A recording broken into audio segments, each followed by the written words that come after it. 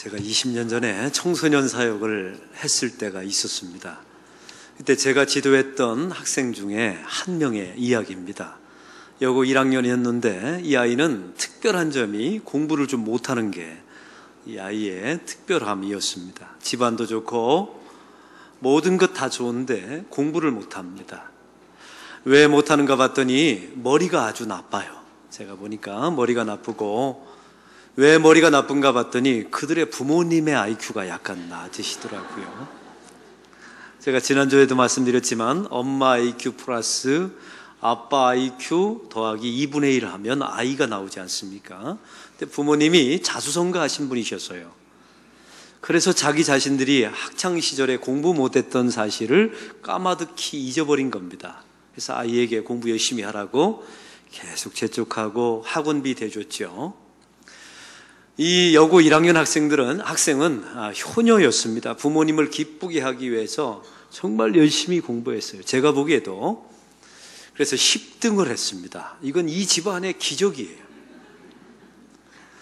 얼마나 기뻤던지 이제 집에 성적표를 가지고 달려갔습니다. 그랬더니 어머니가 이렇게 말하더랍니다. 최선을 다했느냐고. 그 한마디 하더랍니다. 이 정도 가지고는 안 되는가 보다. 그래서 이번엔 열공을 했습니다. 열공이란 열심히 공부했다는 뜻입니다. 열심히 공부해서 이번에는 2등을 했어요. 집에 가지고 성적표를 가지고 왔죠. 어머니가 이렇게 말씀하시더라는 것입니다. 이제부터 시작이다. 이제부터 시작이다.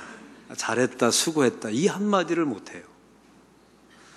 이 딸이 이제는 혈공을 했습니다. 코피 쏟아가면서 혈공을 해서 1등을 했어요. 2년 만에 1등을 했어요. 너무너무 기뻐서 성적표를 들고 집으로 달려갔지요. 근데 어머니가 이렇게 말한 겁니다. 이번 시험은 쉬웠나 보지. 2등하고 몇 점 차이냐? 이렇게 말해버린 거예요. 남의 집안 이야기가 아닙니다. 다 우리들의 이야기예요. 이 여고생이 자기 교과서를 빡빡 찢어서 쓰레기통에 처박아 놓고 가출을 했습니다. 근데 가출을 교회로 했어요. 교회로 가출해서 저를 만났죠. 이 여학생이 이러는 겁니다. 목사님, 그 여자가 어떻게 나한테 이럴 수 있습니까? 여기서 말하는 그 여자는 자기 엄마였던 겁니다. 제가 이런 아이들이 있으면 반드시 찬성합니다. 야, 나 같아도 그런 집 구석에 못 산다. 집 나와라. 그 대신 나오기 전에 나하고 한번 기도하자 하고 따라하라고 그랬습니다. 그게 바로 다음과 같은 내용입니다. 한번 따라해 보십시오. 집에 있는 엄마는 진짜 엄마가 아니다. 제가 이 말을 따라하라고 했어요. 아이가 따라하면서 웃더라고요. 그러면서 이 아이가 회복이 됐습니다. 그리고 집에 들어가게 되었죠. 집으로 들어가는 그 아이를 향하여 제가 하나님께 이런 기도했습니다. 하나님, 저 아이의 부모님이 상태가 너무 안 좋습니다. 그럼에도 불구하고 그 부모님에게 순종하는 법을 배우게 해주십시오. 왜냐하면 그렇게 해야만 거룩함으로 빚어지기 때문에 그렇습니다. 사랑하는 성도 여러분, 사람이 가만히 있는다고 거룩해집니까? 시간이 지나면, 교회 오래 다니면 거룩해지나요? 아니요. 산전수전 공중전 다 겪어야 거룩해집니다. 이리 깎이고 저리 깎여야 됩니다. 고생해봐야 합니다. 피눈물 흘려보아야 합니다. 그래야 거룩함으로 빚어지는 거예요. 그 다음에 그제서야 하나님을 순종하는 사람이 되는 것이죠. 이 아이가 집에 들어갔습니다. 집에 들어가서 엄마의 얼굴을 물끄러미 쳐다봤답니다. 근데 이게 웬일입니까? 그 아이가 하는 이야기예요. 목사님, 엄마 얼굴 속에 또 한 여자의 얼굴이 있어요. 그 여자의 얼굴은 외할머니 얼굴이었던 겁니다. 자기 어머니가 수고했다, 잘했다, 넌 최고다, 이런 말을 왜 딸에게 못 해줬는 줄 아시겠지요? 자기 엄마한테 그 말을 한마디도 못 듣고 살아온 겁니다. 이게 대물림 된 거예요. 이 딸이 그 엄마에게 그랬답니다. 엄마도 힘들었지. 엄마도 힘들었지. 이게 본래 딸 하나 낳아봐야 알 수 있는 것 아니겠습니까? 근데 이 아이가 기도 가운데 거룩함으로 빚어지게 된 겁니다. 자기 어머니의 상처가 보이고 그 어머니의 상처를 받아들이고 품어주었다는 것은 거룩함 아니겠습니까? 오늘 본문에 보면 이와 똑같은 이야기가 나와 있습니다. 예수님이 12살이 되었습니다. 예루살렘 성전에 유월절을 지키러 올라가게 되었죠. 당시 유대인들의 관례에 따르면 남자아이가 12살이 되면 율법의 아들이라 여겼습니다. 그리고 규례를 하나님의 율법을 가리키게 되었지요. 예루살렘에 올라가서 유월절을 다 지킨 겁니다. 가족들과 친척들과 함께 나사렛을 떠나서 예루살렘으로 걸어 올라가서 유월절을 지킨 것입니다. 육신의 아버지 요셉과 어머니 마리아가 12살 된 예수님을 데리고 예루살렘에 올라가서 유월절을 다 지킨 후에 이제 자기의 고향 땅인 나사렛 땅으로 다시 발걸음을 옮기게 되는 상황입니다. 그런데 여기에 문제가 한 가지 있었습니다. 이미 가족들은 출발했습니다. 하루길이 되었는데 예수님은 예루살렘에 남아서 유대인 랍비들과 성경을 토론하고 있었다는 것입니다. 요셉과 마리아는 하루길을 간 후에야 자기의 그 무리 속에 아들이 없다는 사실을 발견하게 된 것이죠. 이게 얼마나 놀랐겠습니까? 타지에다가 예수님을 놓고 왔다는 사실을 알게 된 거예요. 그래서 다시 예루살렘 성전에 올라가 봤더니 예수님이 랍비들과 함께 토론하고 있습니다. 이때 마리아가 말합니다. 어찌하여 이렇게 하였느냐? 내 아버지와 내가 근심하여 찾아노라. 근심하긴 했나 봅니다. 이때 예수님께서 49절에 이렇게 말합니다. 예수께서 이르시되 어찌하여 나를 찾으셨나이까? 내가 내 아버지 집에 있어야 될 것을 알지 못하셨나이까 하시니. 여러분, 이 말씀을 아까 그 여고생의 말도 제가 한번 해석해 보겠습니다. 당신들은 내 아버지가 아닙니다. 어머니, 당신도 내 진짜 어머니가 아닙니다. 나의 진짜 아버지는 하나님이십니다. 나사렛은 내 집이 아닙니다. 내 집은 하나님 아버지가 계신 이 예루살렘 성전입니다. 이렇게 말한 거예요. 그런데 오늘 성경에 보니까 부모가 깨닫지 못하더라라고 말씀에 나와 있습니다. 이 다음 장면에 보면 오늘 본문에 가장 중요한 구절이 나와 있습니다. 51절. 우리 다 함께 51절을 읽겠습니다. 예수께서 함께 내려가사 나사렛에 이르러 순종하여 받드시더라. 아멘. 예수님께서 분명히 말씀하셨습니다. 당신은 내 아버지가 아닙니다. 내 아버지는 하나님이십니다. 나의 집은 나사렛이 아니라 여기 바로 예루살렘 성전입니다 라고 말했습니다. 그런데 따라서 나사렛으로 가셨습니다. 왜 가셨을까요? 그 이유는 다음에 말씀드리겠습니다. 요셉과 마리아를 보십시오. 그의 육신의 아버지 요셉과 마리아는 결함투성입니다. 12살짜리 아이가 따라오는지 따라오지 않는지도 몰라요. 하루길이면 지금식으로 말하면 3끼 정도 먹었을 거 아닙니까? 그러면 자기 밥 먹을 때 자식이 있는지도 없는지도 확인을 안 한 겁니다. 여러분, 이 부모가 정상적으로 보이십니까? 약간 떨어진 부모처럼 보이십니까? 약간 뭔가 부족한 부모가 맞습니다. 그런데 오늘 성경은 말합니다. 나사렛에 이르러 순종하여 받드시더라. 한번 따라해 봅시다. 나사렛에 이르러 순종하여 받드시더라.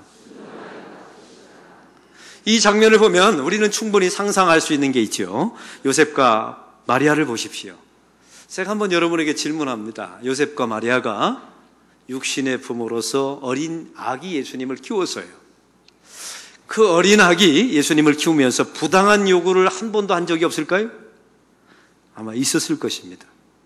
이 아기 예수님에게, 어린아이 예수님에게 혈기나 화를 냈던 적이 있었을까요? 없었을까요? 당연히 있었겠지요. 애지중지하면서 세상에 이런 아버지 없다, 세상에 이런 어머니 없다, 이렇게 말하면서 정말 그 자녀에게 모든 것이 완벽한 부모였을까요? 그렇지 않습니다. 왜냐하면 오늘 본문을 보면 압니다. 어떤 때는 부당한 요구를 했을 때도 있었을 것입니다. 비합리적인 것을 요구하고 어떤 때는 분을 냈을 때도 있을 것 같습니다. 그런데 예수님은 그 나사렛에 따라가서 순종하고 받드셨습니다. 생계 문제 때문에, 어리기 때문에 따라갔다 이렇게 말씀하시면 안 됩니다. 여기서 순종하다라는 이 말은 휘포타스라고 하는 독특한 단어를 썼어요. 일반적인 순종할 때 쓰는 단어가 아닙니다. 피조물이 전능하신 창조자에게 하는 절대적인 복종을 말할 때 휘포타스라고 하는 단어를 씁니다. 예수님의 육신의 부모를 보십시오. 분명히 결함이 있습니다. 부족합니다. 그런데 하나님께 하듯 예수님께서 휘포탔어요. 하나님께 대하듯 피조물이 창조자에게 무조건 복종하듯이 복종했다는 것입니다. 왜요? 그래야 거룩함으로 빚어지니까요. 결국은 하나님께도 그렇게 순종할 수 있기 때문입니다. 성경은 어디에도 선한 부모에게만 복종하라 이렇게 말씀하신 적이 없어요. 그냥 부모에게 복종하라라고 말씀하시죠. 성경은 어디에도 예수를 믿는 부모에게만 순종하라 이렇게 말씀하신 적이 없습니다. 여러분의 부모님들을 한번 생각해 보세요. 선하지 않는 부모를 만날 수도 있습니다. 어떤 가정을 보면 폭력적인 부모를 만난 자녀들도 있지요. 여기 아마 옛날에 어르신들은 굉장히 맞으면서 사신 분들이 많으실 거예요. 또 여러분의 부모님들 가운데는 무능력한 부모님은 없었습니까? 비인격적인 부모님은 없으셨나요? 여러분의 부모님은 완벽하셨습니까? 혹시 어떤 가정을 보면요, 자기 요양원에서 부모님이 계셔서 이걸 전적으로 생계를 책임져야 되는 부담스러운 부모님들도 계실 줄로 압니다. 여러분, 이런 부모님들이 다 우리의 부모님들이에요. 저를 보면 압니다. 저도 제 자식들에게 완벽한 부모가 아니거든요. 얼마 전에 세교우가 저한테 찾아왔어요. 목사님, 신앙생활 하는데 다른 건 다 좋은데 딱 한 가지가 마음에 안 듭니다. 뭐가 마음에 안 드세요? 했더니 하나님 아버지, 이게 마음에 안 든다는 거예요. 혹시 목사님 가능하다면 하나님 어머니 부르면 안 되겠습니까? 그러더라고요. 그래서 왜 그러시냐고 했더니 자기가 어렸을 때 얼마나 두들겨 맞았는지 아버지한테 하나님 아버지 하면 은혜가 안 된답니다. 집에 있는 아버지가 떠올라서. 바로 이게 아버지들의, 부모님들의 현실입니다. 여러분 가운데 믿지 않는 부모님들을 만나신 분들도 아마 태반일 겁니다. 이 부산 지역, 경남 지역에는 말이죠. 저희 외사촌 형님이 평생을 목회하시다가 작년에 은퇴를 하셨어요. 대전에서 목회하시다 은퇴하셨는데, 이분은 너무나 존경받고 또 노예 정치도 잘 하시고 교회도 부흥시키시고 다 좋았는데 딱 한 가지 약점이 있었어요. 평생 목사를 했는데 부모님을 예수를 못 믿게 만들었어요. 부모님을 예수 믿도록 전도하지를 못했습니다. 그래서 그분의 부모님이 저희 외삼촌 외숙모인데 아직도 예수를 안 믿으세요. 저희 형님의 이야기입니다. 동일아, 내가 평생을 목회했는데 내가 목회하는 교회에서 교인들더러 전도하라는 설교를 단 한 번도 못했다. 왜냐하면 내 부모도 전도 못하는데 어떻게 교인들에게 전도하라는 말을 할 수 있었겠냐. 이게 나의 가장 큰 아픔이었다. 이 말을 하시더라고요. 그러면서 저희 그 외사촌 형님은 피눈물을 흘렸습니다. 결국 저의 외삼촌 외숙모는 예수를 지금도 믿지 않고 있습니다. 그런데 여기서 중요한 게 나타났어요. 그 피눈물을 흘리면서 일평생 목회하고 은퇴하셨던 저희 외사촌 형님, 정말 거룩한 목사가 되었습니다. 거룩함으로 빚어졌어요. 교인들의 아픔을 압니다. 교인들이 믿지 않는 가족을 위해서 기도하는 그 애통함과 그 피눈물을 알아요. 그러니 그게 거룩함이 아니겠습니까? 부당하게 말할 때도 있고 부모님들이 시킬 때도 있습니다. 비합리적인 것을 시킬 때도 있죠. 그러나 오늘 성경은 말합니다. 예수님처럼 하라는 것입니다. 어떻게 해요? 나사렛에 이르러라고 말씀합니다. 여러분, 예루살렘에 머무는 게 아니에요. 나사렛으로 가셔야 합니다. 부모님이 있는 곳. 우리 교인들 보면 요즘 아주 신났어요. 매일 보면 봉고차가 어디로 그렇게 많이 나가는지. 이리 놀러 가시고 저리 여행 가시고 아주 교회 아주 난리가 났어요. 근데 보니까 끼리끼리 오세요. 같은 연령대끼리, 예수 믿는 사람끼리. 얼마나, 저는 그 나쁘지 않다고 생각해요.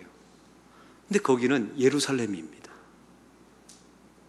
여러분의 부모님이 계신 그 요양원, 그 고통의 자리, 그 외로움의 자리 나사렛으로 여러분은 내려가 보신 적이 있나요?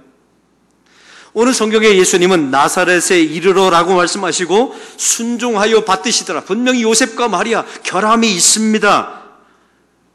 좋아서 하는 일이 아닐 수도 있어요. 억지로 할 수도 있습니다. 아니면 어떤 때는 피눈물 날 때도 있어요. 그런데 하셔야 합니다. 왜요? 그래야 거룩함으로 빚어지니까요. 세상 사람들은 부모님에게 효도하라 이런 말씀을 이렇게 전합니다. 인간의 도리이기 때문에 하라고. 기독교는 이런 도덕적인 수준을 다루는 종교가 아닙니다. 이건 불교도 얘기하고 요즘 유교인들도 다 이야기하죠. 부모님에게 순종하라. 그건 복음이 아닙니다. 이런 도덕적인 수준을 따라가시면 안 돼요. 또 어떤 분은 이렇게 말합니다. 부모에게 공경하고 효도하면 이 땅에서 잘 되고 장수할 것이다. 성경에 나와 있지요. 맞습니다. 분명히 결과는 그렇지만 그것 때문에 부모에게 순종하고 효도한다면 그건 이기주의적인 거예요. 성경은 우리에게 단연코 말합니다. 우리의 부모님들이 부족하고 허물 많고 경제적인 부양의 능력이 없을지도 몰라요. 그러나 주님께 대하듯 휠포타스, 전적으로 피조물이 창조자에게 복종하듯이 하랍니다. 왜? 그래야 거룩함으로 빚어지니까요. 그런 사람들이 결국 보이지 않는 하나님께 순종하게 될 줄로 믿습니다. 그러나 단 두 가지 사항만에 있어서는 예외입니다. 첫 번째는 부모가 여러분에게 하나님 섬기는 것을 막을 때는 거부하셔야 합니다. 두 번째는 부모가 자녀에게 죄 짓는 것을 종용할 때는 거부하셔도 됩니다. 그 외에는 무조건 순종하라는 것입니다. 피눈물을 흘려도 말이죠. 제가 키우는 제자 후배였던 신학생이 있는데요. 그 친구가 지금 목사가 되었습니다. 이 아이는 집안에서 혼자 예수를 믿다가 집안이 참 부유한 집안이었고요. 이 아이가 그 집안의 대를 이어해 두는 장손이었어요. 이 아이가 고등부 수련회 와서 은혜를 받아서 하나님께 서원을 해버렸어요. 목사가 되겠다고 말이죠. 이걸 부모님들이 얼마나 극심하게 반대를 했는지 몰라요. 이제 호조 팔아. 이제 너하고 나하고 인연 끊자. 그런데 우겨가지고 이 아이가 신학교를 들어와서 졸업하고 신대원에 들어왔습니다. 그런데 결정적인 문제가 생겼어요. 이제 결혼식을 하는데 이제 사모가 될 사람과 결혼을 해야 되는데 이제 목사 후보생이니까 어디서 결혼해야 합니까? 당연히 교회에서 해야 되겠죠. 자기 부모님에게 찾아가서 말했습니다. 아버지, 제가 전도사라 이제 목회할 사람이라 교회에서 결혼해야 되겠습니다. 그때 아버지가 그렇다면 그 결혼식에 나는 갈 수 없다. 교회에서는 안 된다. 목사줄이 안 된다. 일반 예식장에서 내 친구 유명한 법관이 있으니까 그 법관한테 주례 받아라. 이렇게 말해버린 거예요, 아버지가. 이 신학생이, 이 후배가 저를 찾아왔습니다. 목사님, 어떻게 했으면 좋겠습니까? 제가 아주 주저하지 않고 대답했지요. 당연히 부모의 말을 들어야지. 예식장에서 결혼해야지. 부모님께 순종해야지. 내가 예수 믿지 말라는 것도 아닌데 결혼식을 교회식으로 하지 말라는 것뿐인데 그거 왜 순종하지 못하냐. 그래서 이 아이가 결혼식장에서, 일반 결혼식장에서 목사가 아닌 일반 주례자를 세우고 전도사가 결혼을 했어요. 그 결혼 예식에 그 전도사님의 교우들이 다 왔습니다. 그런데 결혼 예식 후에 더 큰 문제가 벌어졌습니다. 예식 피로연을 하는데 술판이 벌어진 겁니다. 그 아버님이 술을 너무나 좋아하셨거든요. 술을 건강하게 드셔가지고 비틀비틀거리면서 돌아다니시는 거예요. 이 예식을 목사가 될 전도사가 이 모든 과정을 다 지켜보는데 피눈물을 흘리더라고요. 자기 아버지가 부끄러워서 흘리는 피눈물이 아닙니다. 이 아이가 이렇게 말했어요. 하나님, 제 아버지 예수 믿게 해주십시오. 지금은 술 드시고 저렇게 비틀비틀 걸어 다니시지만 저의 기도에 가장 중요한 동역자가 되게 해주십시오. 피눈물 흘리면서 이 아이가 그 결혼 예식을 치루었습니다. 시간이 많이 지난 후에 그 아버님, 어머님은 지금 교회 다니기 시작하셨고요. 할렐루야. 이 친구는 너무나 거룩한 목사로 빚어졌습니다. 얼마나 훌륭한 목사로서 목회를 잘하는지 몰라요. 하나님께서 빚어주신 결과인 줄로 믿습니다. 거룩함으로 빚어지는 모든 과정 속에서 가장 중요한 덕목이 있다면 그것은 바로 순종입니다. 순종이 없이는 거룩함으로 빚어질 수가 없어요. 로마서 13장 1절은 말합니다. 각 사람은 위에 있는 권세들에게 복종하라. 에베소서 5장 22절은 말합니다. 아내들이여 남편에게 복종하기를 주께 하듯 하라. 에베소서 6장 1절은 말합니다. 자녀들아 주 안에서 내 부모에게 순종하라. 에베소서 6장 5절은 또 말합니다. 너희 노예들아 상전들에게 복종하라. 여러분, 이 말씀이 계속 보면 순종하라, 복종하라, 휘포타서 하라, 피조물이 절대자에게 복종하듯 하라. 조건이 없어요. 선한 부모에게, 선한 권세에게 이렇게 말하지 않습니다. 무조건 하랍니다. 왜? 피눈물을 흘리면 그 과정 속에서 순종하는 과정이 쉽지 않거든요. 피눈물을 흘려가면서 그 과정 속에서 다듬어지고 거룩함으로 빚어지기 때문입니다. 바로 그 사람을 통하여 하나님께서 결국은 하나님께 순종하는 역사가 일어나게 될 줄로 믿습니다. 오늘 성경에 가장 큰 문제가 있어요. 위에 있는 권세들에게 복종하라. 이 로마서에 나와 있는 위에 있는 권세는 로마입니다. 로마. 사랑하는 성도 여러분, 로마가 어떤 나라입니까? 예수 믿는 사람들을 잡아다가 원형 경기장에 사자에 찢겨 죽였던 나라입니다.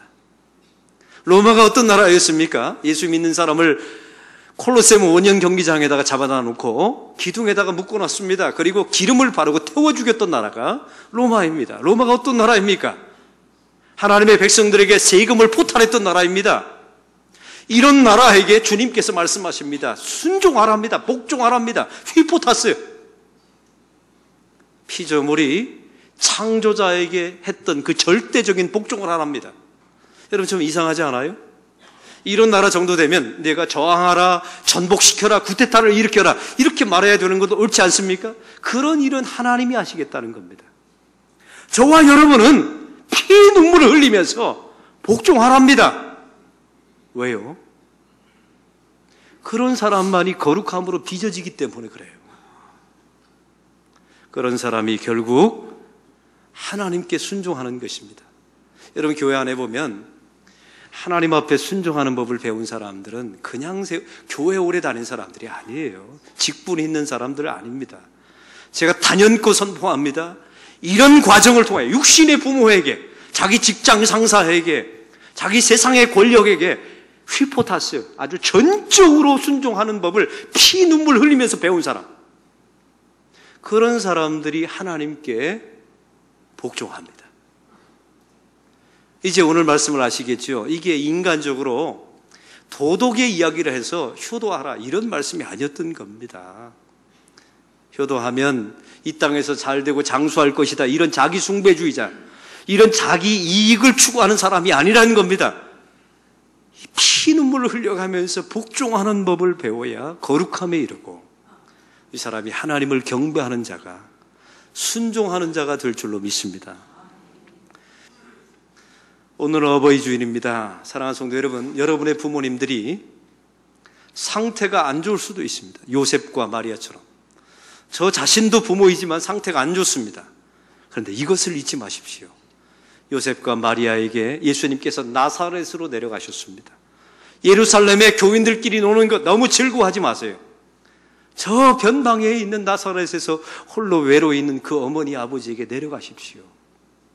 그리고 받들고 순종하더라.